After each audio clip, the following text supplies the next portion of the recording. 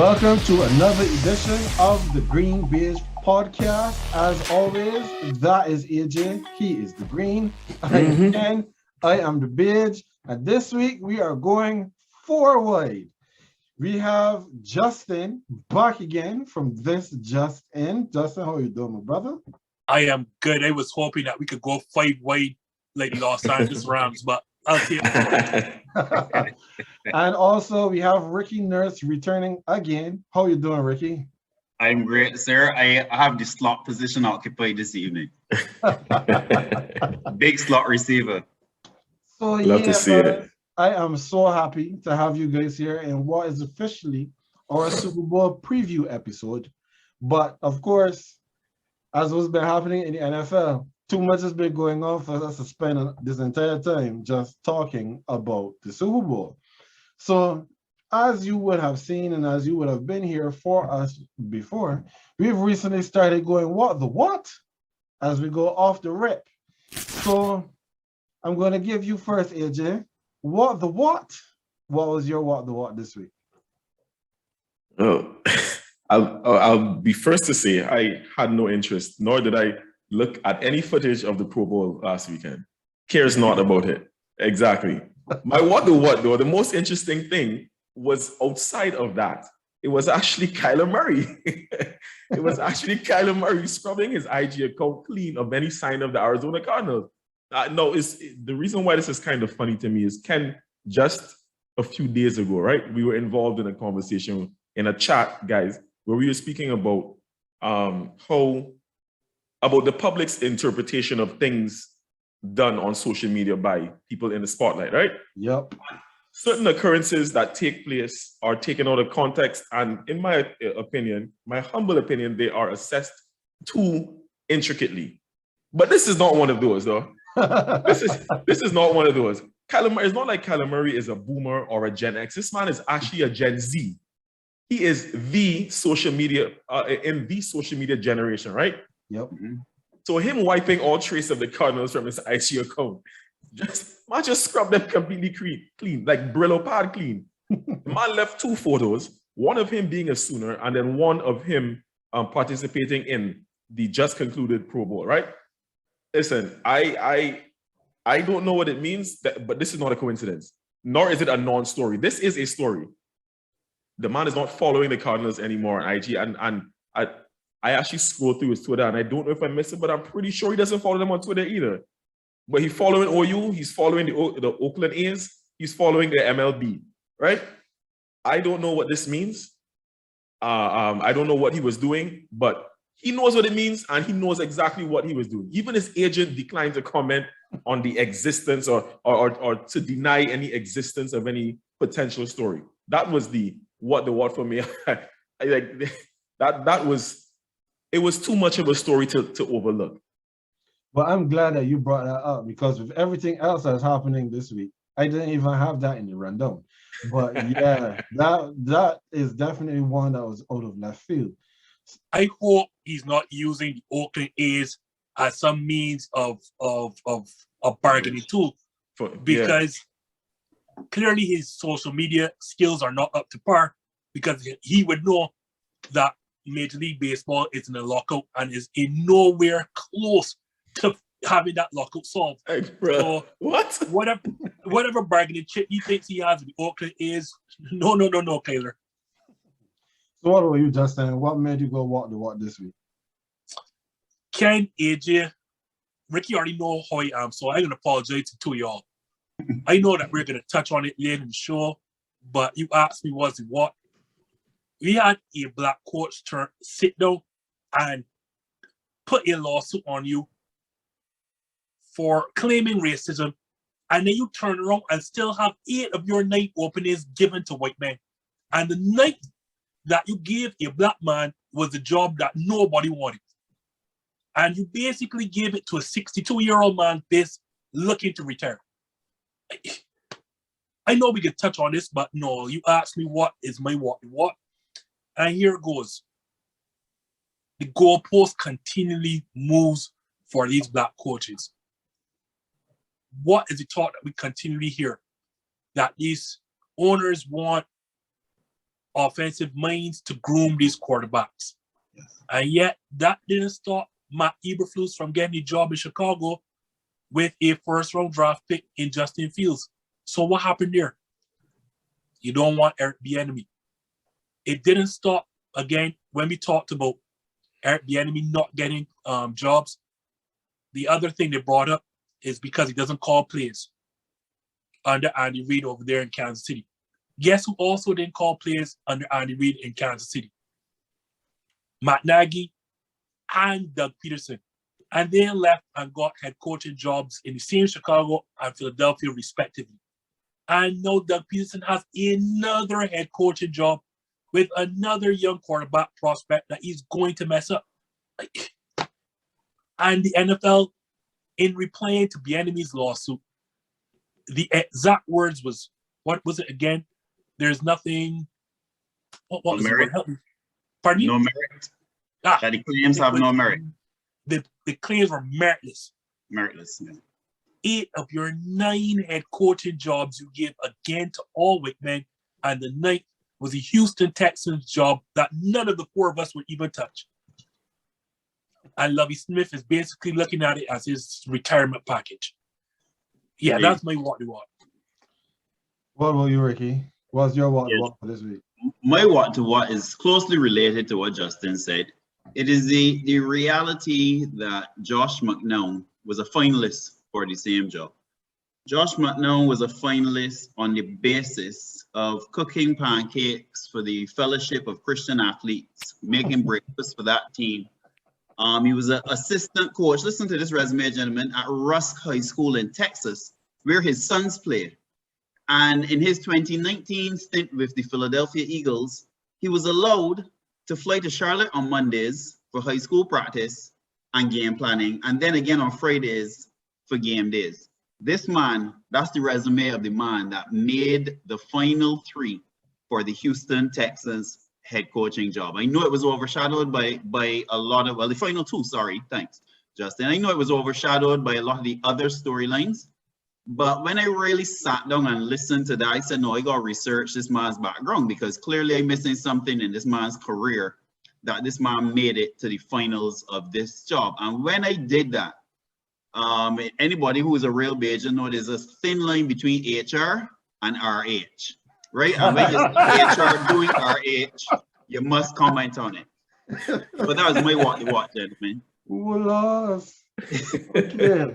So I mean, yeah, Josh McCown getting all the way to the end of any coaching hire process definitely would make you say what, especially when we have quality candidates, quality minority candidates that are not even getting a look at it. Now, my what this week, it was just the whole damn Pro Bowl. Everything to deal with what happened on Sunday. I said for the purposes of this show, I was going to watch some of it, as much as I could, but I missed the entire game live. Thank God, NFL Network put it on tape delayed, so I was able to catch it then. And it's one thing when we were talking about playing football, and well, we're not going full speed or what have you. And that's the way we're playing two-hand touch, though. Because that's what it was for the entire game. Nobody was really getting tackled. Nobody was getting knocked down. The quarterbacks, everybody threw a pick. It was ridiculous. They need to find a way to fix the Pro Bowl, but really and truly, the Pro Bowl is unfixable. Anyway, enough of that. Super Bowl 56 is going to be much more competitive, and it is here. After 276 regular season games, 12 playoff games, the big dance is finally here. The Cincinnati Bengals face off against the Los Angeles Rams in SoFi Stadium for the right to hoist the Lombardi Trophy. The Bengals opened as a 4.5-point underdog, and honestly, it hasn't really changed, with them being 4 to 4.5-point underdogs, depending on which sportsbook you check.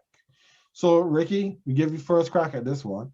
What is the key for the Bengals against the Rams on Sunday? Yes, sir. I think the key for the Bengals, believe it or not, will be a gentleman by the name of Joe, but not Joe Burrow, not Joe Shiesty, Not all the other names that Joe Cool and all the other Joe names that this young man has, but Joe Mixon. And I think people are underestimating Joe Mixon because obviously everybody's falling in love with Joe Cool.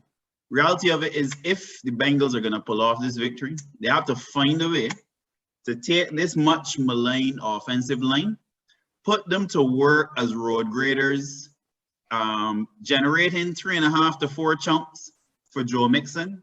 Joe Mixon has to go into this game now. Buddy, you may touch this ball 24 times if we were to win it. And you have to do something that I've seen teams do successfully against the Rams, including, ironically, the 49ers. And you have to make that pass rush become invisible as you just keep running it and running it. Sometimes you're not going to get a whole lot, but you're going to make them exert themselves. You're going to frustrate them, and you're going to change the rhythm and the expectation of that game by trying to win some matchups in those trenches. I think if Joe Mixon can give us the kind of game that I know that young man has in him, we're going to have ourselves a ball game on Sunday. What were you just saying? What do the Bengals have to do? What is the key for them against the Rams? I think Ricky basically said it all. The problem is, I've always said, football is won in the trenches. And Cincinnati, of all these playoff teams, likely has the worst offensive line, and they're playing against likely the best defensive line in the playoffs. You're going to have to find a way to keep Joe Burrow up. And it's going to be hard when you're facing the likes of Aaron Donald and Leonard Floyd and Von Miller. So like Ricky said, it's going to be, my estimation, you're going to have to give them a heavy dose of the run. And even if not, like what they did against Kansas City to great effect, they're going to have to throw in some screens behind those vaunted pass rushers I just called out. Like, put in like 5 or 6 actual called design screens to slow them down. Because I can tell you this now, gentlemen, Cincinnati is not dropping back 30, 35 plus times in this game and expecting to win. Like, that is like Aaron Donald is going to feast on that offensive line. I mean, this is an offensive line, I think, that's given up 12 sacks in 3 games in the playoffs, including 9 against Tennessee. And their defensive line, they don't think is as good as the Rams. So imagine what you're going to do. Like, you cannot afford to drop back 30 to 35 times. So exactly what Ricky said. Offensive linemen prefer to obviously push forward and run block. So you're going to have to incorporate Joe Mixon a lot, whether it's running football, throwing some screens.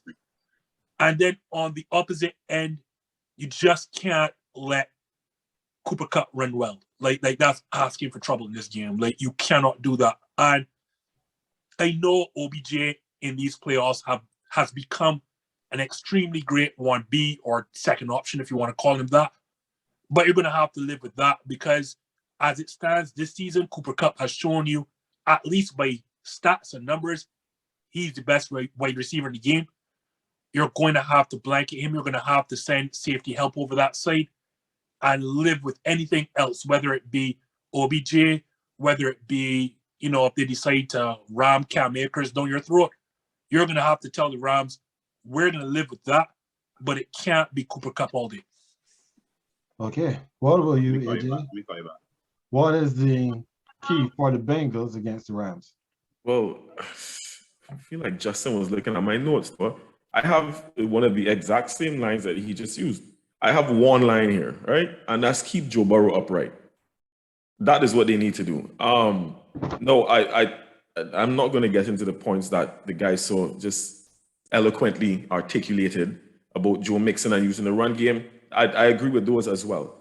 But the main thing here for me is to keep Joe Burrow upright. And it is a big ask. I understand that because that offensive line has not been able to do it all season. Joe Burrow has been the most sacked quarterback, and then Justin even made reference to the 9 sacks against the Titans. They can't afford to do that this time because Ryan Tannehill is not the quarterback on the other side of the football. No, not saying that Matthew Stafford is the world beater, but he's definitely better than Ryan Tannehill, right? It is going to be important that Joe Burrow get into this game, not just because of what he can do, but because of how he rallies a team. So he is a man that has proven to be a leader on this team. And even like he doesn't seem to get flustered getting knocked down so many times, right? I think that is of paramount importance here because he needs to have his head on for this entire game.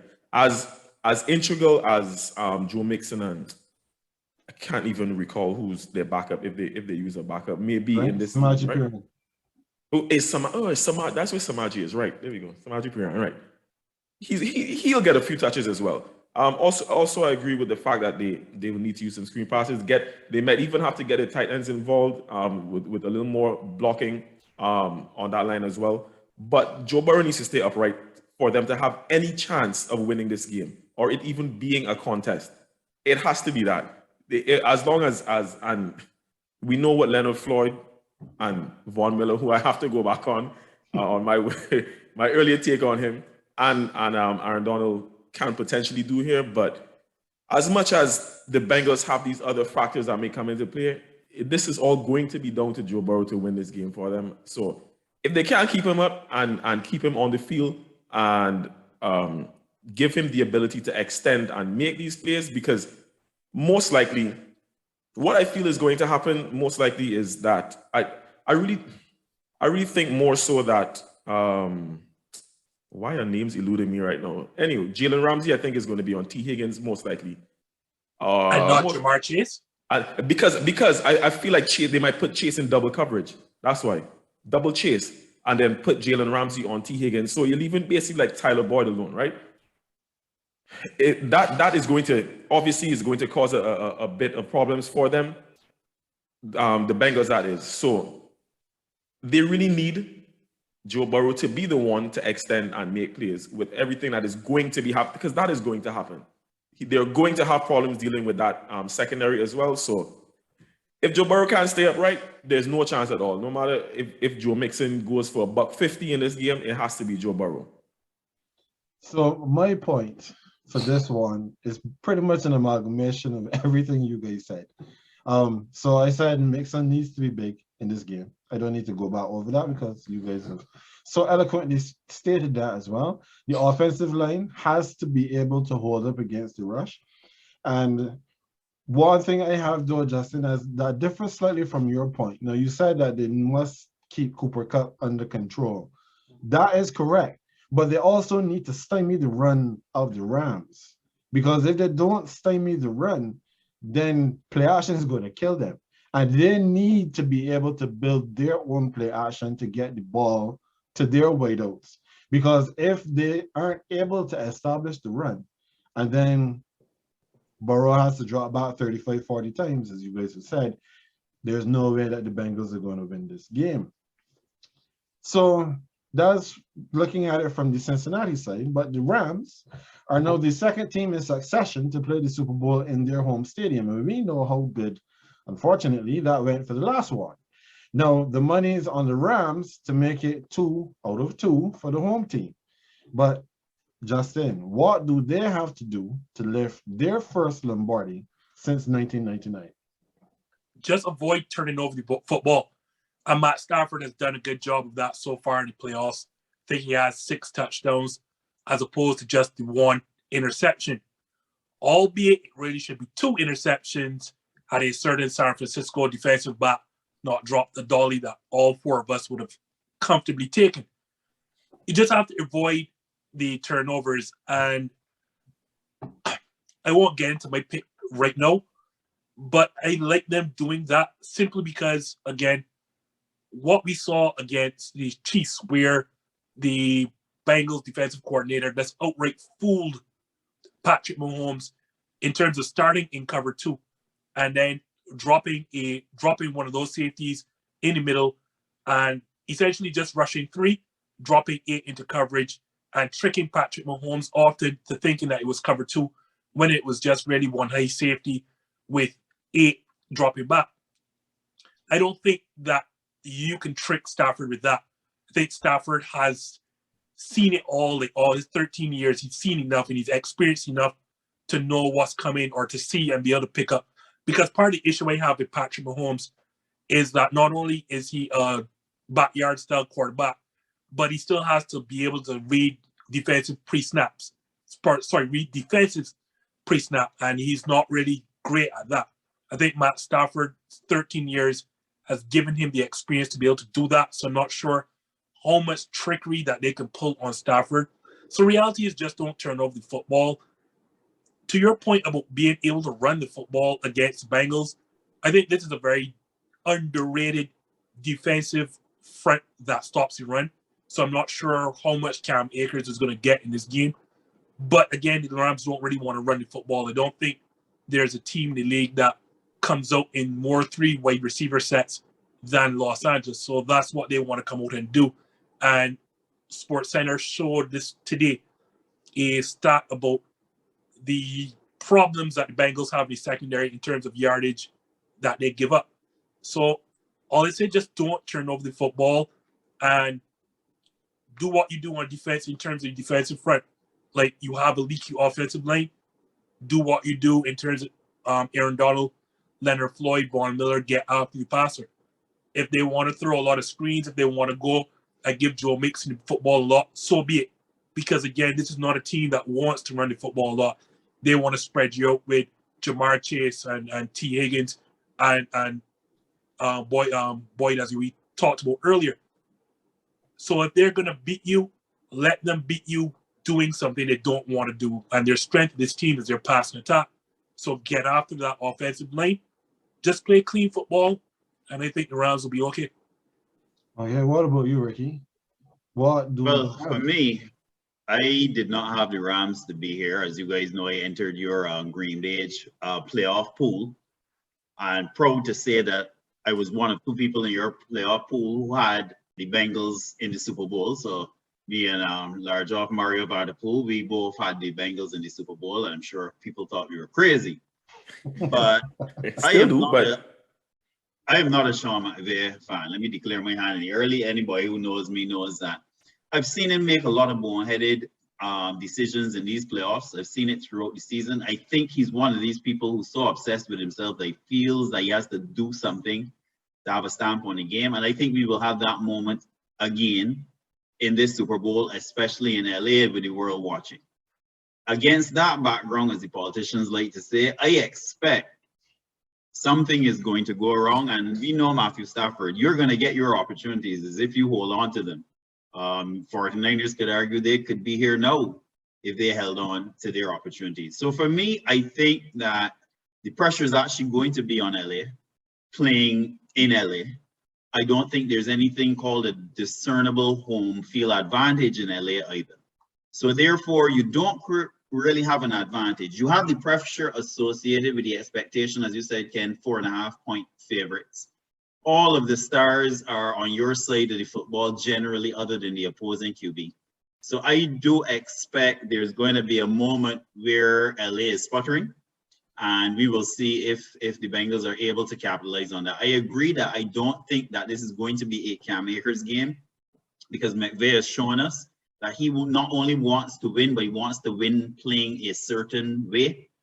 And he does not use Henderson, Akers, any of his running backs, Sony Michel, like he used Todd Gurley. Doesn't use them as the same Swiss Army knife. I don't think he's going to wait till the Super Bowl in LA to do that. So I do think there'll be a quarter, maybe a quarter and a half, that the Rams start to McVay, where he used that as a verb. And in that moment, it's a question of if Cincinnati is able to capitalize. Oh, yeah. So, AJ, your turn. Tell me about the Rams in this game. Once again, I need to echo some points that have already been made, because my first point is that Matthew Stafford needs to protect the football and not try to play hero ball, because Justin mentioned that he only has 1 interception so far in the postseason, but he did also put that it should be 2. It really should be 2, because Matthew Stafford seems to want to give the other team opportunities every time he plays as well. Not as badly as Jimmy G, but he seems to want to, right, to make it a contest. And we know also that he was joint leader in picks in the regular season. It is of great importance. The most important thing here, because as the guys already stated, and which I agree with, McVay is going to do this through Matthew Stafford. This is not going to be a run-heavy game, in my opinion, for the Rams. he's going to use his new toy, who is Matthew Stafford. I told you, Ken, a few weeks ago that it seemed that the Rams were coming together at the right time. And I think right now that they've gotten to this stage, that we'll go back to what we were seeing in the regular season when the team was taking off of the back of Matthew Stafford, right? So this man needs to protect the ball, mainly, that's it, and not try to play too much hero ball. We expect that Cooper Kupp is going to, they're going to attempt to take away Cooper Kupp. So I also think that OBJ is definitely going to be of utmost importance in this game. And let me, I don't want to be the one to say this, right? But since no one wants to say it, let me just be frank. They need to target Eli Apple. That's what they need to do. Wherever Eli Apple is on the field, throw the ball in that direction. And pretty much that's it. That's it. Because he's not going to be an MVP. He's not going to have an MVP game. And by golly gee, if he does, as usual, I'll come back on my accurate or not segment and say that I was wrong. But right now, I don't see it. So wherever Eli Apple is on the field, whatever receiver he's covering, I don't care if he has help, throw the ball over there. Well, I would like to, at some point, try to defend Eli Apple, but it's not going to be today after what he did when he was at me. So all best to Eli Apple going into this game. But what I had noted here is that the Rams just need to remember who they are and what they're good at, which is the play action game, bootlegs, establishing the run, and then allowing Kupp and OBJ to run free when Cincy then has to make adjustments to try to stop the run. If they can get a lead, then they will allow the pass rush to get after Burrow, as we've established before. The O-line is a weakness for the Bengals after giving up 9 sacks to the Titans. I'm keeping my points very succinct today. So, Justin, I know you said before we started that you are most likely going to be doing a show previewing the Super Bowl on Sunday. So we'll exempt you from this question. But who wins? No, you can give me. I said it Monday night already, and I'm going to say it tomorrow night. I'm going to say it all week, so I'm good. All right, so who wins the Super Bowl then? You're starting with me? Yeah, starting with you.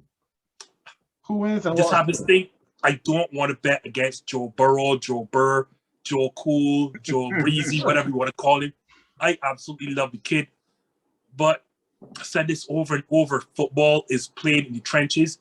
I know we like to take our eyes to position players. We like to look at quarterbacks. We like to look at wide receivers and et cetera, et cetera. But football is one of the trenches. And just last season, Ricky will tell you, we had a watch party and we sat down and saw Tampa Bay absolutely obliterate Kansas City's offensive line and had Patrick Mahomes running for his life. And I think we're going to see a situation, the same thing here. This O-line is just not good enough, and I don't know if these players or the coaching staff is experienced enough to slow down this vaunted Rams defensive front. Yeah, I'm going to have to go with the Rams in a close one. Okay, your turn, Ricky. Who wins? And give me a score. Yes, gentlemen. All right, I can play the resident historian here. Take you guys back to February 3rd, 2013, where we had a Super Bowl with a team from the AFC Central versus a team from the AFC West. Sound familiar? The team from the AFC West was favored. The line, Ken will like this one. The line was 49ers by 4. You mean the Harbaugh Bowl? Yeah, I'm talking about the Blackout Bowl in New Orleans, where one Harbaugh brother came in as, the smart one and the one who had all of the offensive philosophy. Team was favored. No one was really giving the other team a chance. The other team happened to have a quarterback by the name of Joe also. So you see the similarities here, right? And that other team found a way to jump on top of that favored 49ers team in 2013. And I think we're going to see it again. Team from the AFC Central, quarterback named Joe. Everything about this is telling us the Rams. And I think that this Bengals team is going to do the same thing. They're going to find a way to capitalize on some mistakes. Hilton might be closed to some of those Rams wide receivers. And I do think that we're going to get a score of Bengals 34, Rams 31, and Money Mac with the leg may well be the difference in this game. So as much as, and I just agree, everything when I look at it on paper, but this has been a season where nothing is going to plan. So I just think this Bengals team is a team of destiny, and I don't have any logic to go into why, but I just think that they're going to get it done. They just have that feeling. 34-31 Bengals. All right. So your turn, AJ. Who wins and what's the score? So Rick, you picked the Bengals because, as you said in the previous segment, that you had them in your bracket to go to the Super Bowl, right? So you're sticking with your choice. I kind of have to do the same here for the Rams. I have to say the Rams because a few weeks back, Justin, were you on that week when Ken asked the question about who was the biggest threat to? At the point in time, the question was the Packers in the NFC. I debated that. I said the biggest threat would, if anything, be to the reigning champ Bucks, but my answer was the same. It was the Rams. Since the start of the playoffs, I've been high on the Rams. So I can't turn my back on them now. I've said that I felt like they were coming together at the right time. They were doing the right things. And obviously, now and then you need a bit of luck to get to this position. And they had it when the Niners, as you stated, could not hold on to their opportunities, literally. So I have to stick with the Rams. This is one time I really would not mind being wrong, but just based on how everything has gone, like you, I have a 3-point game, but I have it at 31-28. I still think it's going to be close because at some point the Bengals are going to have a little run. They are going to stay in this game. As bad as the O-line is, I can't see this being a demolition game by the Rams because, as you pointed out, McVay, we spoke about Matt Stafford. Something is going to go wrong in Ramville where they're going to let the Bengals into the game, and Joe Burrow is that talented. You mentioned that as well. So I think it's a 3-point game. I have 31-28, but I'm going to say the Rams. If I'm wrong, well, cool. It'll still be fun. So, like Ricky, it's interesting. Do you know how it's set up on my screen? Ricky and I are over on the right, and you two are over on the left.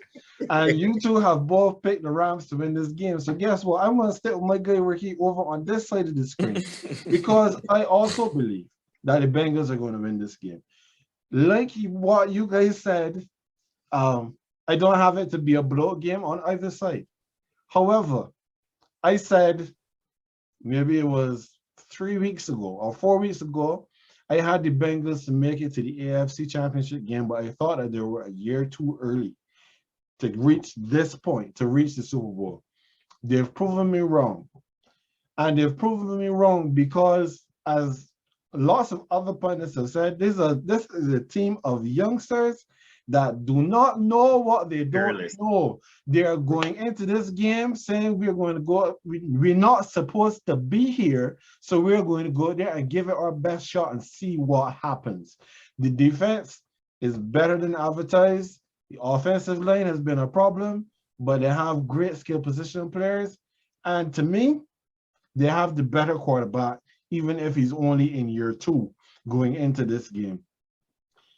I agree that Sean McVay is probably going to McVay the game at some point in time, which, as I said, they have to remember who they are and what they're good at. But he is going to come and try to do what he was doing when they were struggling, which is the drop back game and Matthew Stafford trying to spread the ball all over the field 40 times.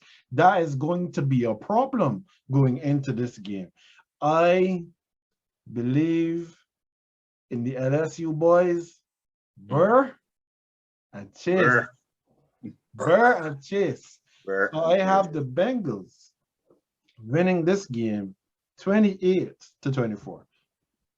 Like, I want that to happen, but here's one pushback.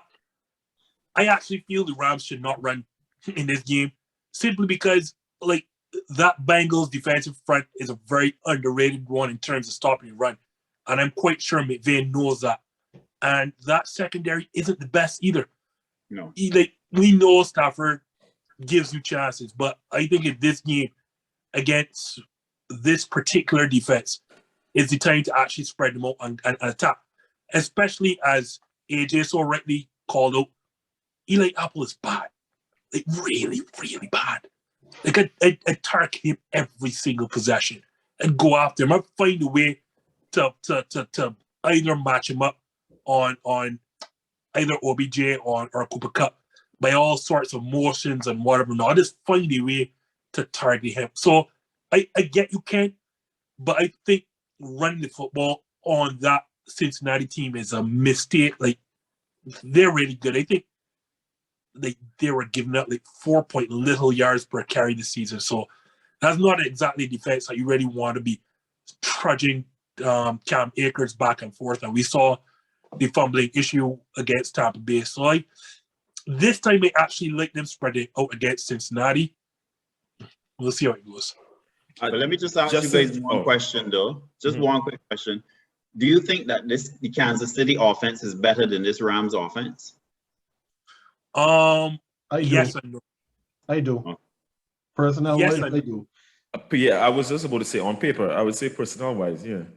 But yes and no. Yes, because the quarterback is super dynamic. No, because as you talk about, right, when you match them up, let's get them player for player. Cooper Cup is better than Tyreek Hill. OBJ is better than any of their second wide receivers that they have. Their advantages come with somebody like Travis Kelce. Clearly, Rams don't have the tight end of that caliber or a huge target like Travis Kelce. But as weird as it's about to sound, right, you cannot fool Stafford as badly as you fooled Patrick Mahomes. Yes, Stafford is more turnover prone, but that is a lot of it due to confidence and his gunslinging. Stafford will indeed pick up on what you're trying to do because he's seen it over and over again. Like, you don't play as, average as my division might be. You got to play the Bears and you got to play the Vikings twice a year as a Detroit Lion. Those are teams known for their defense and their defensive schemes and their ability to hide what they're doing pre-snap and whatever not. So, yes, Stafford, like, Mahomes is better, but when you look at his skill positions, I would say, and you got Cam Akers back. Cam Akers is better than Clyde Edwards-Helaire. So I would say the skill position players are better for the Rams, but schematically, I would say the Chiefs are the better offense. You had something to say, AJ? No, I was just kind of adding on to the previous point that, kind of going back to something I was saying after Justin was speaking, though. Justin, that is kind of why I believe that we're going to see Ja'Marr Chase in double coverage because Joe Burrow kind of showed his hand, right? And the Rams could call his bluff. And I really feel like it would be very naive if they don't. He said after the AFC game, I'm pretty sure it was after the AFC game, when he said, as long as Ja'Marr Chase is matched up with against one, as long as he's one-on-one, he's going to find him, right? I think it'll be very naive and foolhardy. And mind you, I'm not even putting this past Sean Bailey because I completely agree with everything Ricky said about McVay, right? But it would be extremely naive, in my opinion, to just put Jalen Ramsey only on Ja'Marr Chase and then try to go one all the way through. I think Ja'Marr Chase should be the one double, and I think they will do that, which is why I can't even remember the last how it was relating it to your point, but it was something related to your point about the receivers and whatnot. But yeah, that's kind of why I think it'll be even tougher for the Bengals. Either way, I think that's the underlying point I was getting to. Okay, well, fellas, I'm throwing it out there early in this episode that I'm inviting both of you back next week so that we get to break down the game and see what we said and how the game played out.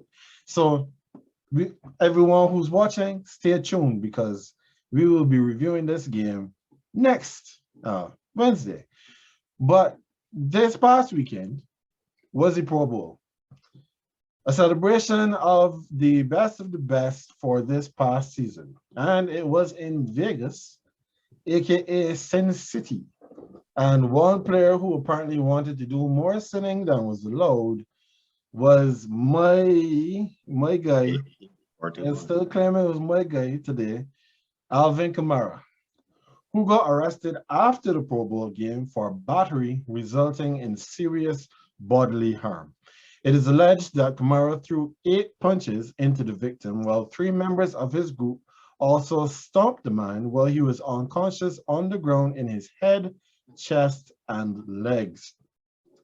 Kamara said to the police that he punched the victim while he was running away, but the security video and eyewitness accounts show that he was not running away, but he was attacked.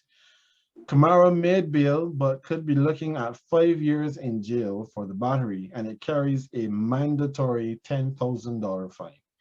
Most interestingly, Kamara was allowed to play in the Pro Bowl, which the police explained was due to a delay in reporting by the victim who was undergoing medical treatment. This fight of sorts was reported to have occurred sometime in the relatively early morning period of Saturday, because the video showed it was around 6:30 a.m. And the victim has complaints of an orbital fracture, which, for those of you who do not know, has a fracture of your eye socket, as well as other injuries. No comments have been made by the Saints or by the NFL at this time. So, Ricky, we'll start with you. What is your take on this situation with Kamara and all that I just read? Well, the first thing that came to mind is that whatever happens in Vegas does not stay in Vegas, clearly. And as it relates to NFL players, it definitely does not. Gentlemen, the last 3 years, we have seen so many incidents, generally with Vegas players. But there's nothing, I can't remember who's the quote is attributed to, but basically it was a quote saying that after a certain time, I think it was 3 a.m., nothing good happens for professional athletes in certain cities. And when I heard it, didn't sound good at first, but then when you hear the number of people involved, you hear the stories of the footage and so on, there's just a bad mix between Vegas and NFL players at certain hours, and it just continues. It just continues. So nothing about it is surprising per se, but I just wish these players would find a way to, and I use this thing where I say, all of us must have that friend though, who is the one that is the common sense at that kind of hour. And you need that person. Like, there's no way that Alvin could be involved in that if you have a certain type of friend in your group, in your entourage, whatever you want to call it. So disappointing, yes. I would hope that somehow, I was hoping or hopeful that somehow there would be, you know, another end of the story. I remember we had a similar story at one point last offseason with Aaron Donald, and then they went to the tape and realized Aaron Donald actually got up and hightailed out of there. But in this situation, the evidence seems to show that Alvin was very much involved. It's sad to hear. And Vegas just finds a way to keep bringing up bad things for our NFL players, or NFL players find a way to have bad things in Vegas, either or. Yeah, what about you, Justin? What's your take on this? I won't pretend to know what it is to be a celebrity, to be an athlete, to be a superstar. But they have to understand that they can't be us. In saying that, they got to stay out of the certain situations, as Ricky said, at particular times, or just stay out of certain situations, period. I get that they want to be normal like everyone else. They want to go to parties like everyone else. They want to go gambling. They just want to be a normal person. They want to be able to go wherever and not be troubled, not be bothered. And I'm not saying that Alvin Kamara here is a victimer, and these are not my words. What I'm trying to say, two things.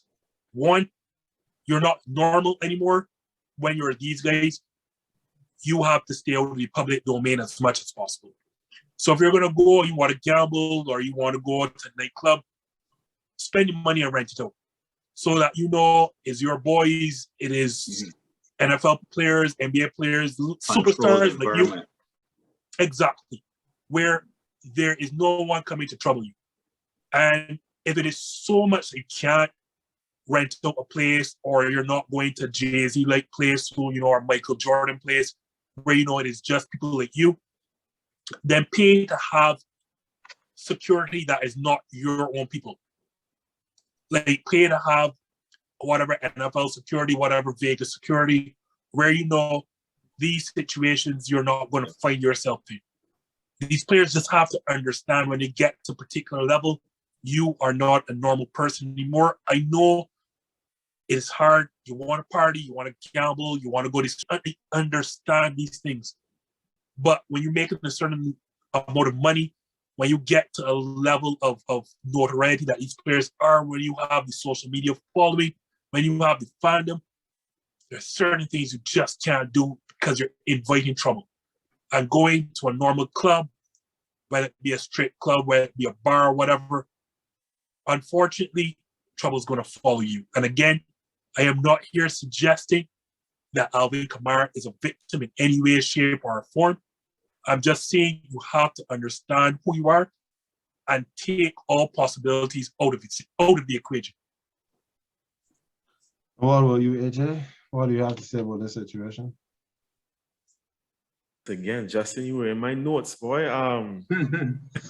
So let me start by saying I was actually kind of disappointed, right? Because and that could just be my foolish thoughts, because I've never held Kamara in that kind of regard as being that kind of troublemaker, right?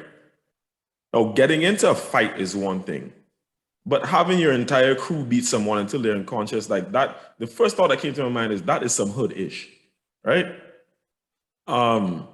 And you mentioned Ken, and this is, I had all of this to say as well, that as per like Amy Just via Twitter, she's a Saints correspondent for NOLA News. She posted some images that detailed parts of the report that were filed.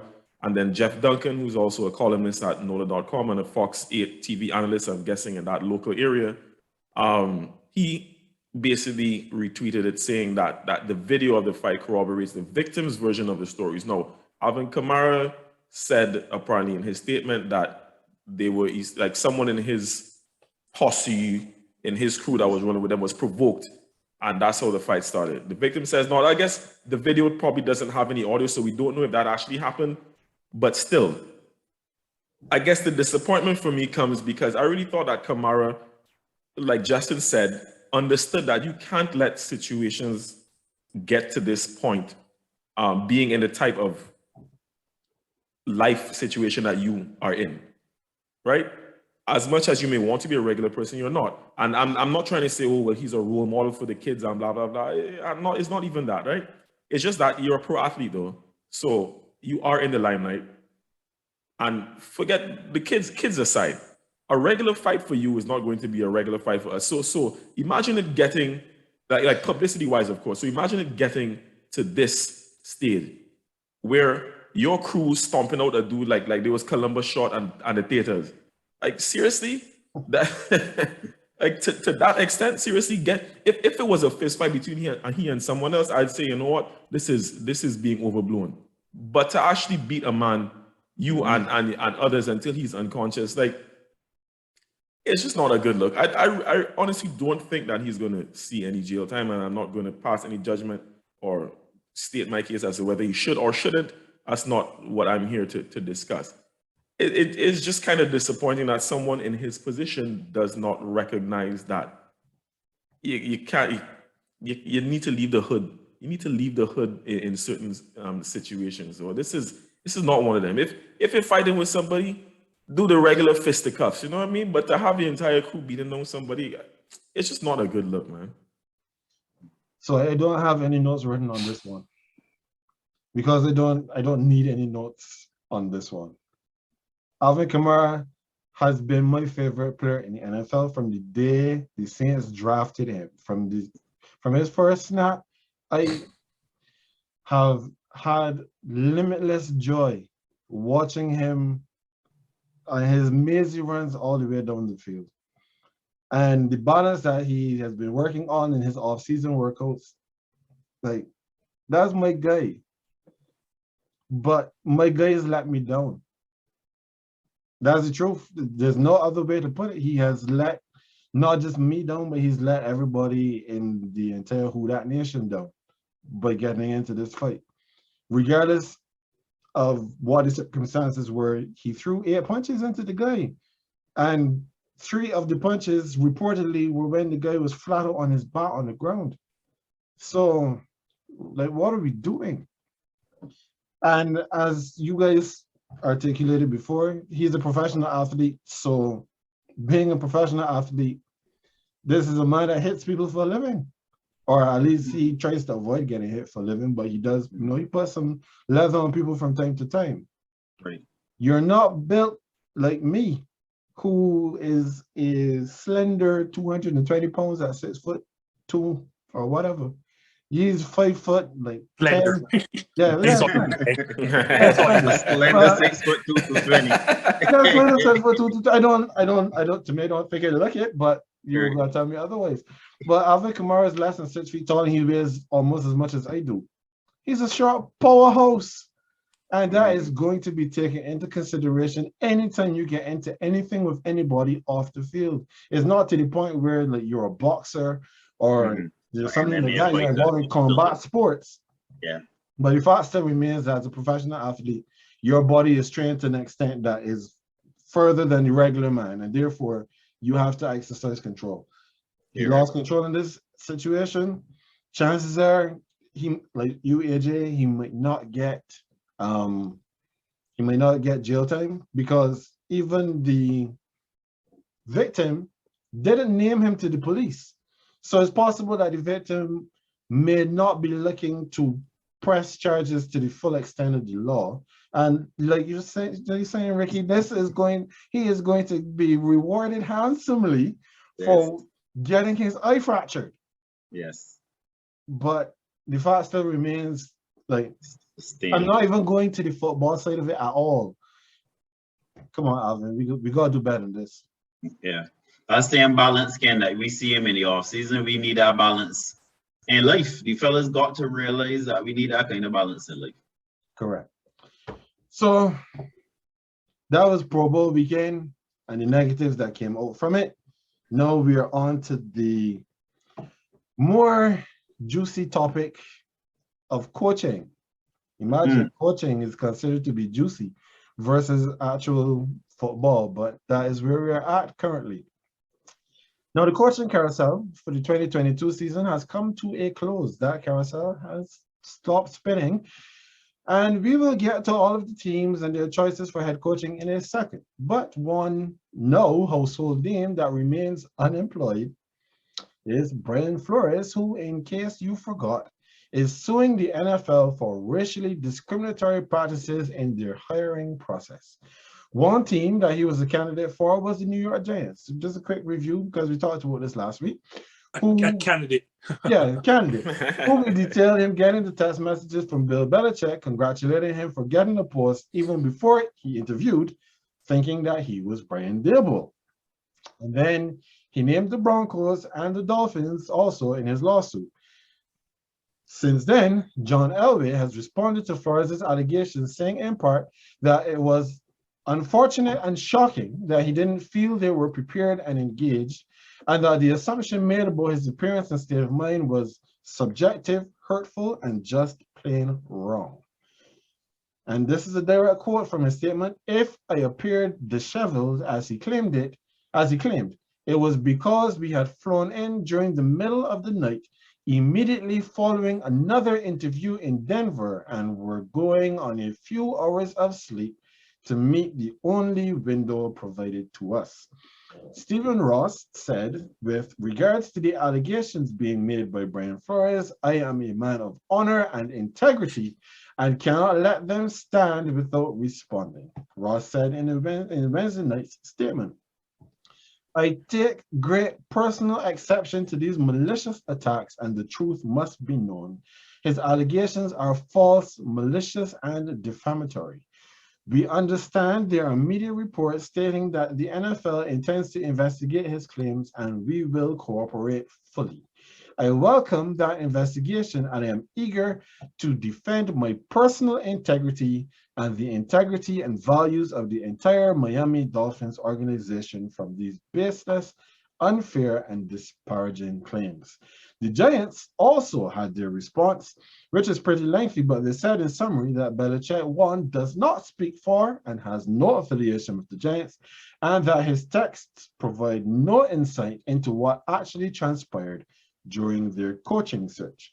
They said that they made the offer to Dable a full day after Flores' interview and gave the whole itinerary of Flores' interview schedule. So AJ and I, we talked about this last week. So Ricky, we'll start with you. How do these responses make you feel about Flores' lawsuit and his prospects? All right. Thought a lot about this. Just thinking about this as a professional in any field.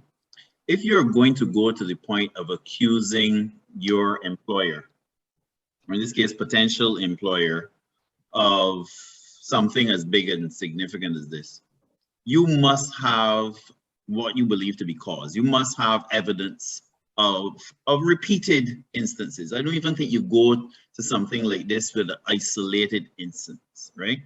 Mm-hmm. Therefore, when I think about it and I put myself in a position as a professional, again, in any field, I say to myself, you really have to know that you've been wronged and you've been wronged repeatedly, especially if you're on the global stage that is entertainment and sports of the NFL. Therefore, I can't believe that Flores is going to do this without evidence of some kind.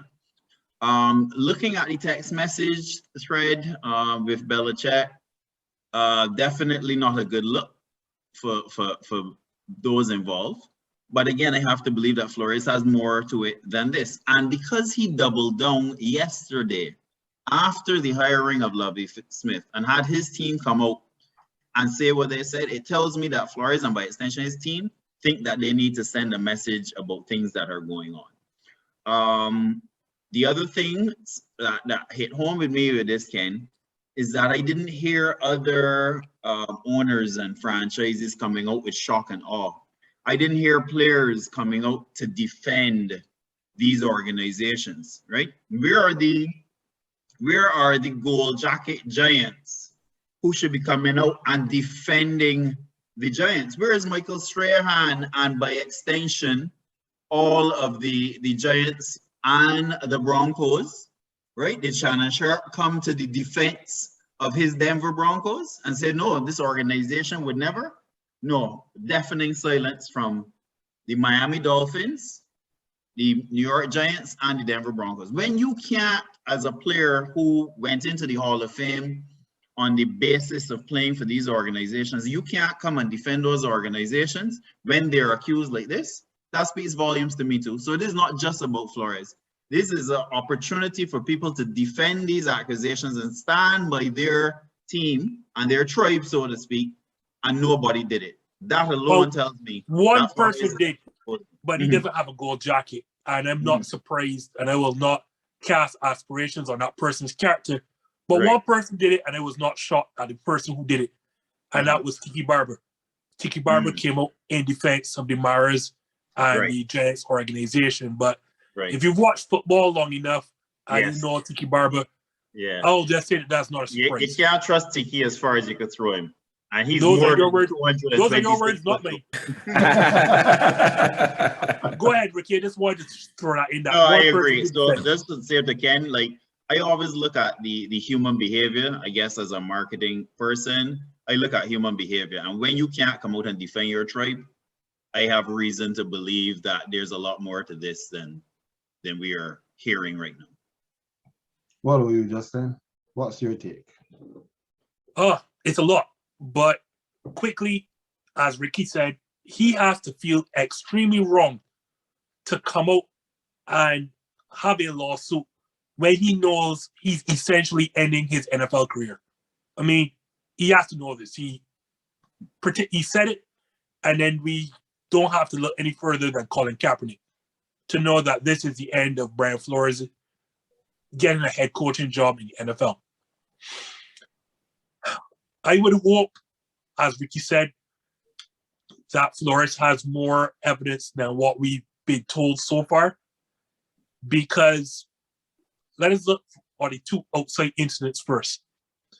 The situation with Bill Belichick is not enough because any law court could just say, well, this is just circumstantial evidence. There's just issue. Like, pardon me? A timing issue. They could, it could just. He said based on timing. Exactly. He said, she said, and it's also a situation where, you know, who is to say that Bill Belichick got this information on the inside? Like, we know that. But who is to say that Bill Belichick wasn't guessing, figuring that he was hearing rumors? There's nothing succinct. There's nothing guaranteed tying Bill Belichick's text to what goes on in the New York Giants organization because Bill Belichick does not work there. He's not an employee. He's not paid by them. So they don't even need to address that situation. They really don't. As, again, now with the Broncos, I'm not going to refute what Flores saw, but how is he going to prove that these guys were inebriated unless he has video evidence? And even then still, John Elway can simply say, as he said already, we were tired, disheveled from traveling. I mean, I know, and we all know the difference between a man that's suffering from jet lag and a man that's suffering from a hangover. Like, we all know. And from Jack Daniels. Brian Flores is not an idiot. He knew what he saw and whatever. But how is he going to prove? Does he have blood alcohol level? Did he stick somebody in the arm and say, or did he tell them walk this straight line? Does he have proof without a shadow of a doubt that these men were inebriated, as he said? But now to the situation, the real situation that I think is going to win, or we can see some change happening in Miami. For him to come out and say he was offered money to tank, and as much as $100,000 for every loss that he got that particular season when they were tanking for Tua. This tells me for him to put that in a lawsuit that he has physical hard evidence. That is the one that might catch the big fish, pun intended. Yeah, he's going to catch the big fish here, right? And the only issue is that, again, the league investigation is going to be a joke because there's the owners investigating themselves. Like, so nothing is going to come of that. But they have to believe Flores has hard, solid proof that this happened. And like Ricky said, it was not a one-off scenario. And the reason why I believe he has proof is because there's something called defamation. And I found it funny that this man has, put this suit at you, claiming something that's serious and egregious that you're paying him to tank, and you did not file a counter suit of defamation. Because that is like you are there breaking league rules. And then the other one was him courting an under contract Tom Brady. That is also a breach of league rules. If I am to believe that Brian Flores has the evidence, which he should, because no lawyer worth his salt is going to come and pick up this case without it, I think we're going to see the end of Stephen Ross inside the NFL as an owner. That one thing I am sure of. Now to the point I really want to make in terms of Brian Flores, because I know he's doing this to change the hearts and minds of the people employing and making these decisions to hire people that look like them. This lawsuit will change nothing other than the ownership in Miami, unless the most important part of labor in the NFL finally takes a stand. And I'm talking about the labor force, as in the players. And they must now realize they have the power, and it's time for them to stop looking at their own selves, their own selfish interests, because like the enemy, like Brian Flores, they are former players, and at one point, a lot of them will become coaches at some point. You are not away from this. You are not separate from this. This is going to become your reality at some point. This is a fraternity. I hate to agree with a flat earther like Kyrie Irving. But the players, the only way to really evoke change, and we've seen it as Black people throughout the history of mankind, it is by protest and protest action. In this situation, it has to be a boycott. And the boycott has to come at the Super Bowl. This is the only way that you're going to hit home. And I know, guys, it sounds very drastic, but drastic times call for drastic measures. And the owners are going to continue. Like they put the Rudy rule, did not change. They amended the Rudy rule where you would be compensated with a third-round compensatory pick. The owner said, I would rather not have that third-round pick than have a Black man coaching my teams or being a general manager or a person in my front office. You can sit down and probably penalize these owners and it will not change a damn thing.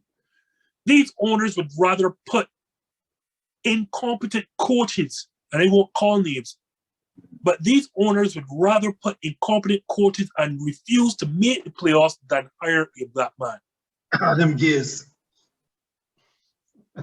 Well, you can call him. They'd rather hire Adam Gase than put a Black man. And I won't go into some of the other recent coaching hires. It's going to call the only way these owners understand, the currency these owners understand, to coin Ricky's phrase, is money. And you're going to have to hit them hard. Either you boycott the Super Bowl or threaten to boycott the 2022 NFL season. But it has to be the players, the coaches, and the Black people in high positions in the NFL have no say. We're not going to see a Black owner in the NFL in our lifetime. Like I could guarantee that, unless it's somebody like Jay-Z, and we all know the situation there already.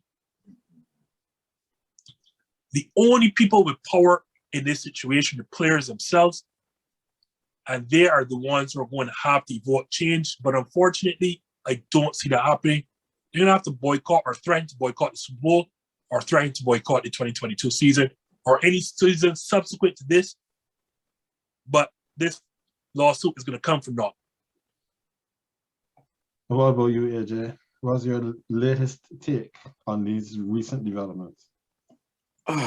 Okay, so when we broached the topic initially last week, so I kind of want to piggyback off of some of the points that the guys already made. So last week, guys, I did say that the Belichick text correspondence holds little weight, to be quite honest.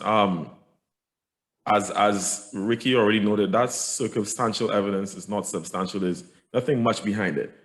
And then Justin went on to make this point about the accusations that were leveled against Stephen Ross. That is the more damning one, I should say, right? And he also noted the fact that there was not even a counter lawsuit for defamation of character, slander, libel, whatever, however you want to put it. But I don't want to go back through everything because Justin did a very good job articulating Sorry, that. it's too long, but no, you're fine. You're fine. You're fine. Because the main point that I have to make is something that you guys have not mentioned as yet, actually. I do also like and agree with your point, Justin, that the only change that will come about will come from the players actually taking action, whether it is some sort of protest / boycott, right? I think it's hard to do because it's really hard to get everyone on board and tell players right now, well, yeah, you need to compromise your money now so that we can have this change in the future, right? It's hard, but not impossible. Improbable, but not impossible. So to get into my points now, let me say that I really do hope that something comes of this, right? Whether it be like however far-fetched that may seem, whether it is more transparency from organizations on their hiring process or the actual hires, or some amendment to the Rooney Rule, or what have you, right? I do believe, however, that this change is going to come at the expense of Brian Flores' career, head coaching career, rather. At this point, there are too many loopholes present for owners to utilize. There are too many. And let me get into an example that I'm pretty shocked that no one mentioned as yet, the whole Texan situation. So Flores' attorneys released their statement initially, and if you read the statement, like the first few sentences, they're commending Houston for hiring a black coach, but then later on in the exact same statement, they go on to condemn and vilify the Houston Texan organization because the black hire was not Brian Flores. So despite him having interviewed and their claims that there was mutual interest between the parties, right? So ultimately, what Houston did is hired a black man from within their own organization. Now, let me sidetrack for a bit and say that I know you all agree with me. The Texans are a joke of a franchise, from the head all the way down to the tail, right? And this hiring is an absolute farce. But and Flores's lawyers may actually be correct in their assessment, even though that statement is oozing with libel. Huh? But how do you prove that? How do his lawyers prove that? Like, you say you want more minorities to get these positions. Okay, so if I'm the Texans, I hire a minority head coach. No, you're moving the goalposts, saying that because I didn't hire who you wanted me to hire, namely you, that and instead that I chose to promote from within, that I did something wrong. Well, prove it. Prove that. I'm not against what Flores is trying to achieve, but I think he is being a bit counterproductive in what he's doing. It's going to take a while for a change to come with regard to the Rooney Rule and whatever hiring of black and other minority personnel. But in the meantime, Brian Flores is going to suffer for it. He is going to suffer for it, and that's just the reality. Those are the facts. I hope he's mentally prepared for it, because this guy was really on live TV saying that he still has aspirations of being a head coach in the NFL. That is his dream job. That's what he really wants to do. He considers himself a leader of men. Well, you may have jeopardized that. I know he also said that, yeah, well, if it has to come at the expense of my job, well, okay. But to me, that just sounded like the right thing to say. This man really wants to be a head coach, and I don't know how he's going to achieve that by like in the midst of this lawsuit. And like I said, there are loopholes. These organizations don't have to hire him, and at this point, they don't have to prove why they chose not to hire him. So, Brian Flores has dug himself an extremely deep ditch, and he has absolutely no ladder or rope. Let me just amplify what AJ said there. When I heard the presser from his lawyers, I found it interesting because you're saying that you want to see more black coaches have opportunities to be head coaches. Texans called your bluff and hired a black coach. How do you then call a presser to have an issue with it if that's your ultimate goal? Really, so essentially, the statement, what they're trying to say is, well, hire a black coach, but the black coach should be me.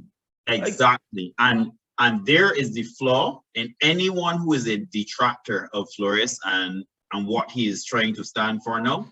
I totally get how you could be a detractor of that. And I saw a lot of it on social media, and I understand the logic right there as well. And because let me just say, I'm not a detractor of Flores, right? Like I said, I want change to come about, but I'm dealing in absolute fairness here. You have to be able to prove these things, Brian. Correct. And you have to be fair with it. Correct. And ultimately, if you are saying that this is what you want, this is the end goal, the men call your bluff. They gave Lovie Smith an opportunity. Lovie is not chopped liver. Lovie took a team to the Super Bowl. So let's not act like, I get it. We all get it. We understand the game that's being played. But Lovie took a team to the Super Bowl. Lovie was a head coach for Chicago and Tampa Bay. So ain't like the men just take like what they did with the guy from Baltimore, David Culley, is it that his name? Yeah. It was Culley, yeah. David Culley, like what did David Culley, and gave him a 1 year. The man actually took a guy that has a track record, right? So it's chess, not checkers, Brian boy. It's chess, not checkers. See, so just not to belabor the point and to parrot a lot of the stuff that you guys said, because I mean, you've articulated a lot of things where this is concerned.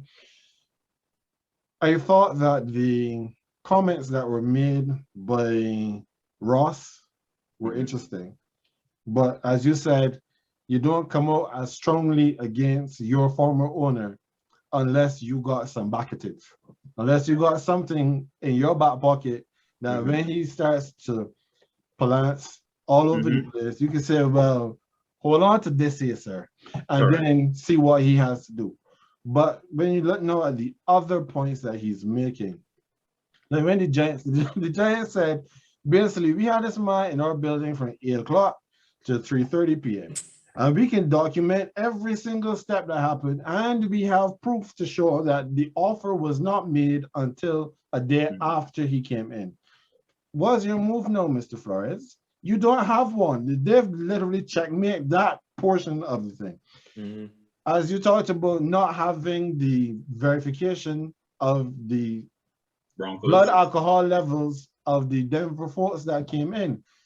They can hold up their plane tickets and show, but hey, listen, we flew in we left Denver at X time, we landed at Y time. This was the window that you gave us, and this is why we were here at this time.